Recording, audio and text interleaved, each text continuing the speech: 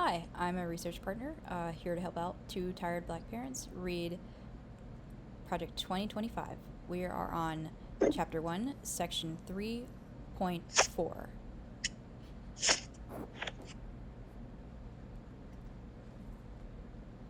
GSA, Landlord and Contractor Management.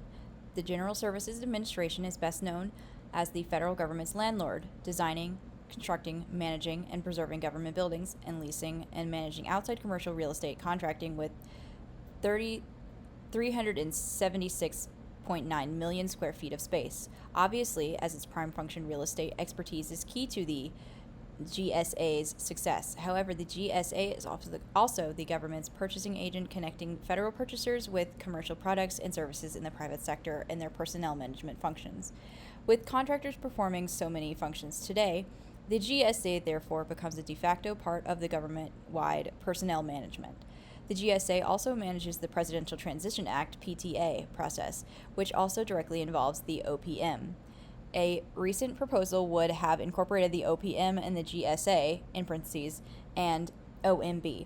Fortunately, this did not take place in that form, but would make sense for the GSA and the OPM leadership and staff to hold regular meetings to work through matters of common interest, such as moderating PTA, personnel restrictions, and the relationship between contract and civil service employees.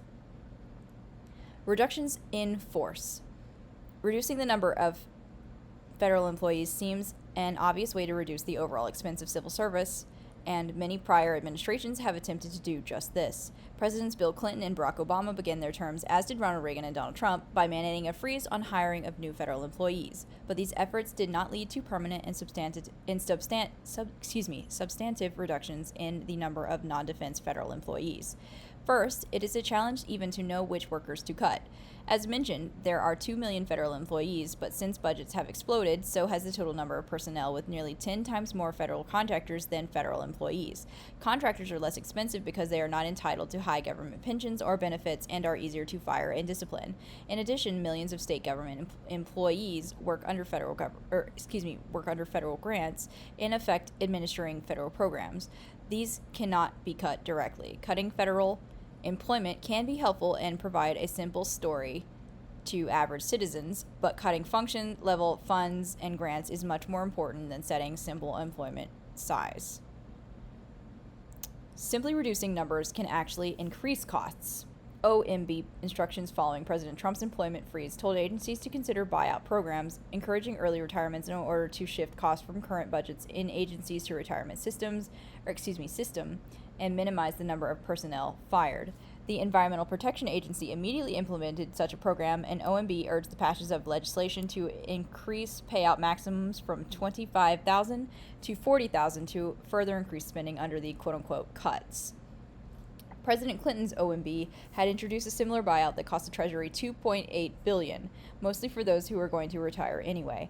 Moreover, when a new employee is hired to fill a job recently vacated in a buyout, the government for a time is paying two people to fill one job. What is needed at the beginning is a freeze on all top career position hiring to prevent quote-unquote burrowing in by outgoing political appointees. Moreover, 4 factors determine the order in which employees are protected during layoffs: tenure, veterans' preference, seniority, and performance in that order of importance. Despite several attempts in the House of Representatives during the Trump years to enact legislation that would modestly increase the weight given to performance over time of service, the fierce opposition by federal managers associations and unions representing long-serving but not necessarily well-performing constituents explains why the bills failed to advance. A determined president should insist that performance be first and be wary of costly types of reductions in force. Impenetrable bureaucracy. The GAO has identified almost 100 actions that the executive branch or Congress could take to improve the efficiency and effectiveness across 37 areas that span a broad range of government missions and functions. It identified 33 actions to address mission fragmentation, overlap, and duplication in the 12 areas of defense, economic development, health, homeland security, and information technology. It also identified 59 other opportunities for executive agencies or Congress to reduce the cost of government operations or enhance revenue collection across 25 areas of government. A logical place to begin would be to identify and eliminate functions and programs that are duplicated across the cabinet departments or spread across multiple agencies. Congress hoped to help with this effort by passing the Government Performance and Results Act of 1993, which required all federal agencies to define their missions, establish goals and objectives, and measure and report their performance to Congress. 3 decades of endless time-consuming reports later, the government continues to grow, but with more paper and little change either in performance or in the number of levels between government and the people. The Brookings Institution, Paul Light, emphasizes the importance of the increasing number of levels between the top heads of departments and the people at the bottom who receive the products of government decision-making. He estimates that there are perhaps 50 or more levels of impenetrable bureaucracy and no other way than imperfect performance appraisals to communicate between them. The Trump administration proposed some possible consolidations, but these were not received favorably in Congress, whose approval is necessary for most such proposals. The best solution is to cut functions and budgets and devolve responsibilities. This is a challenge primarily for the presidents, Congress, and the entire government, but the OPM still needs to lead the way in government-wide in managing personnel properly, even in any future smaller government. Creating a responsible career management service. The people elect a president who is charged by Article 2, Section 3 of the Constitution with seeing that the laws are, quote-unquote, faithfully executed, with his political appointees democratically linked to that legitimizing responsibility. An autonomous bureaucracy has neither independent constitutional status nor separate moral legitimacy. Therefore, career civil servants by themselves should not lead major policy changes and reforms. The creation of senior executive service was the top career change introduced by the 1978 Carter-Campbell Civil Service Reform Act.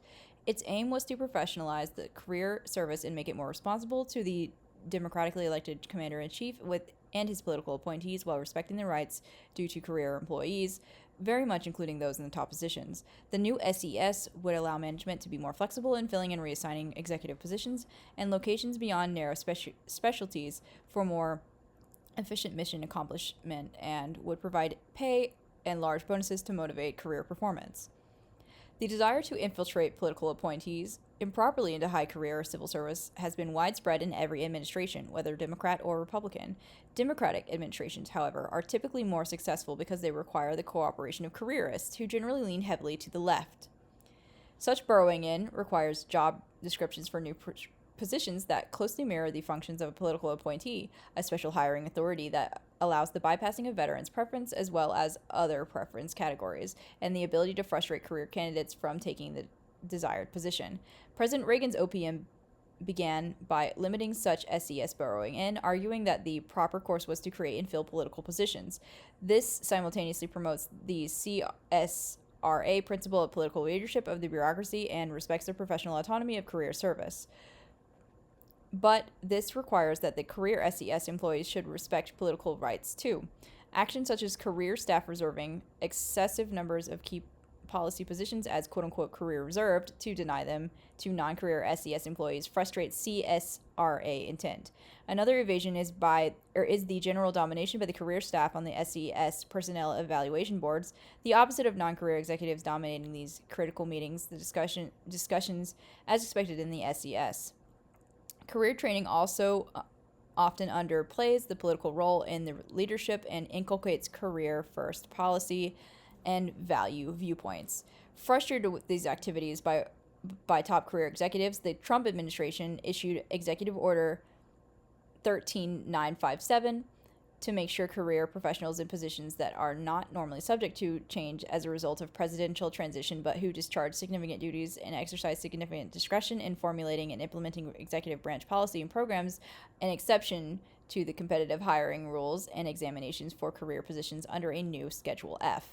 It ordered the director of OPM and agency heads to set procedures to prepare lists of such confidential policy determining policy making or policy advocating positions and prepare procedures to create exceptions from civil service rules when careerists hold such positions from which they can relocate back to the regular civil service after such service. The order was subsequently reversed by President Biden at the demand of the civil service associations and unions. It should be reinstated, but SES responsibility should come first. Thank you for listening. This has been Project 2025. And again, I'm helping out the YouTube channel Two Tired Black Parents in their effort to get this out to the world.